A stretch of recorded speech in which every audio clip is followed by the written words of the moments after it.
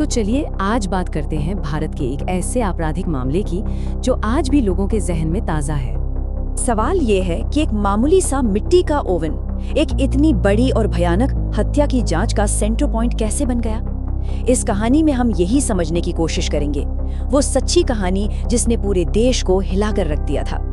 इस कहानी की शुरुआत किसी इंसान से नहीं बल्कि एक जगह से होती है, और एक ऐसी खोज से जो सच में दिल दहला देने वाली थी। जगह है दिल्ली और साल है 1995, 2 जुलाई की रात, यानी तपती गर्मी का मौसम। आधी रात का वक्त था और एक रेस्टोरेंट, बगिया रेस्टोरेंट, उसकी रसोई से अजीब सा धुआं उठ रहा था। कर्मचारियों ने देखा कि उनके तंदूर से बहुत घना काला धुआं निकल रहा है और साथ में एक ऐसी गंध आ रही है जो बिल्कुल भी नॉर्मल नहीं थी। तो कर्मचारियों ने फौरन पुलिस को खबर दी। पुलिस मौके पर पहुंची और जलते हुए तंदूर को बुझाया, और उसके बाद जो सामने आया वो एक ऐसा जुर्म था जिसे पूरा देश तंदूर हत्याकांड के नाम से जानने वाला था। तो सवाल ये उठता है कि आखिर बात यहाँ तक पहुँची कैसे। इस खौफनाक जुर्म को समझने के लिए हमें इसके पीछे के रिश्ते को, उस कहानी को समझना होगा। तो इस कहानी के केंद्र में थे 2 लोग। एक तरफ थी नैना साहनी जो पीड़िता थी, और दूसरी तरफ थे उनके पति सुशील शर्मा जो उस वक्त युवा कांग्रेस के एक जाने माने नेता थे। जब जांच हुई तो पता चला कि उनका रिश्ता बिल्कुल भी ठीक नहीं था। शक, अविश्वास और झगड़े, ये सब उनकी शादी का हिस्सा बन चुके थे। शर्मा को ये शक था कि नैना का उनके किसी दोस्त और सहकर्मी के साथ अफेयर चल रहा है। तो अब जब जुर्म सामने आ चुका था तो बारी थी जांच की, और ये जांच एक बहुत ही पेचीदा, एक बहुत ही कॉम्प्लेक्स जांच थी जो शुरू से ही विवादों में घिर गई थी। शुरू से ही इस केस में कई मुश्किलें आईं। आरोप लगे कि सबूतों के साथ छेड़छाड़ की जा रही है। ये भी शक जताया गया कि राजनीतिक दबाव की वजह से केस को जानबूझकर धीमा किया जा रहा है।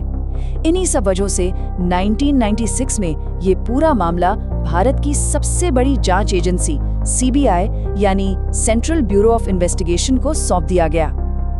अब सीबीआई ने इस केस की परतें खोलनी शुरू की, और उनका सबसे बड़ा हथियार थे फॉरेंसिक सबूत। तंदूर से मिली राख का विश्लेषण किया गया, हड्डियों और दांतों का मिलान किया गया। लेकिन जो इस केस का सबसे बड़ा टर्निंग पॉइंट बना वो था डीएनए प्रोफाइलिंग का इस्तेमाल। सोचिए, उस वक्त भारत में ये तकनीक बहुत नई थी, और इसी तकनीक ने इस केस को एक निर्णायक मोड़ दिया। तो एक तरफ तो सीबीआई सबूत जुटा रही थी और दूसरी तरफ आरोपी सुशील शर्मा फरार था।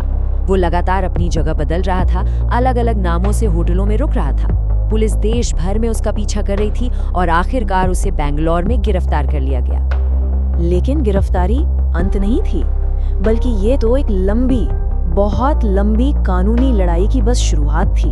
एक ऐसी लड़ाई जो 2 दशकों से भी ज्यादा चलने वाली थी। तो चलिए देखते हैं कि अदालतों में ये मामला कैसे आगे बढ़ा। 1995 में गिरफ्तारी हुई और जांच शुरू हुई। फिर 2003 में निचली अदालत ने शर्मा को मौत की सजा सुनाई। मामला आगे बढ़ा और 2013 में दिल्ली हाई कोर्ट ने इस सजा को उम्र कैद में बदल दिया। और फिर 2018 में लगभग 23 साल जेल में रहने के बाद सुशील शर्मा को रिहा कर दिया गया। अब सवाल ये था कि मौत की सजा को उम्र कैद में क्यों बदला गया। तो दिल्ली हाई कोर्ट ने 2013 में कहा ये एक गंभीर अपराध था, लेकिन दुर्लभ से दुर्लभतम की श्रेणी में नहीं आता जिसके लिए मौत की सजा जरूरी हो। मतलब कोर्ट का मानना था कि जुर्म गंभीर तो था, लेकिन इतना भी नहीं कि उसे rarest of the rare case माना जाए, जो भारतीय कानून में मौत की सजा का एक पैमाना है।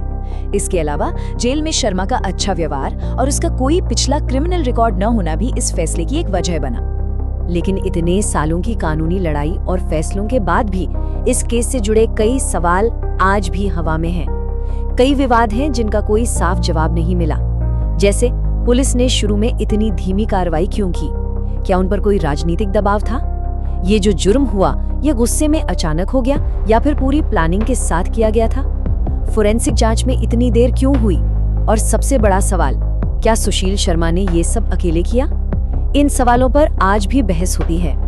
तो अब आते हैं सबसे जरूरी सवाल पर। 1995 का एक मामला आज इतने सालों बाद भी इतना जरूरी क्यों है? आखिर इसकी विरासत क्या है? इसने हमें क्या सिखाया? असल में इस एक केस ने भारत की आपराधिक न्याय प्रणाली पर बहुत गहरा असर डाला। ये एक ऐतिहासिक मामला साबित हुआ।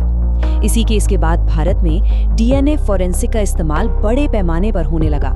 इसने क्राइम सीन मैनेजमेंट के प्रोटोकॉल को बेहतर बनाने पर जोर दिया।